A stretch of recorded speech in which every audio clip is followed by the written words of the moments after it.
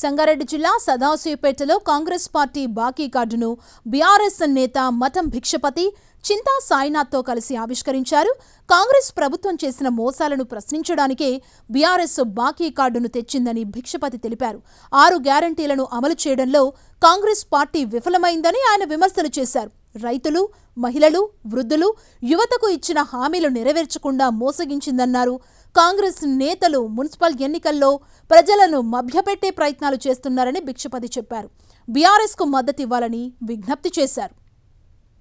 25 నెలల కాంగ్రెస్ ప్రభుత్వంలో మరి అనేక హామీలు ఇచ్చారు. అందులో ముఖ్యంగా మరి ముందుగా మన మహిళా సోదరి మనం చూసుకుంటే మరి మహిళలకు 2500 రూపాయలు నెలలకు ఇస్తామమ్మా, మీకు అందరికీ మరి మీ ఇంట్లో ఖర్చులకు ఉపయోగపడేటట్టు వస్తుంది, మీ అందరికీ చేదోడు బాధోడుగా ఉంటామని చెప్పి ఆ రోజు రేవంత్ ప్రకటించారు. అంటే ఈరోజు 25 నెలలు అయింది.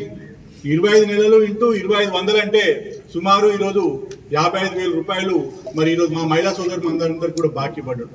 ఈ విషయాన్ని మనం ప్రతి ఒక్కరము మనం మా మహిళా సోదరు మన తీసుకుపోవాలి.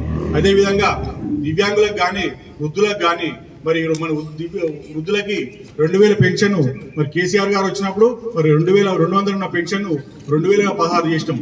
మరి ఈరోజు వాళ్ళు మళ్ళీ దాన్ని 4000 చేస్తామని చెప్పి మరి 25 నెలలు అంటే సుమారు మన వృద్ధులకు మరి వితంతువులకు అందరికీ కూడా ఈరోజు మరి రేవంత్ ప్రభుత్వం సుమారు 50,000 రూపాయలు బాకీ పడ్డది.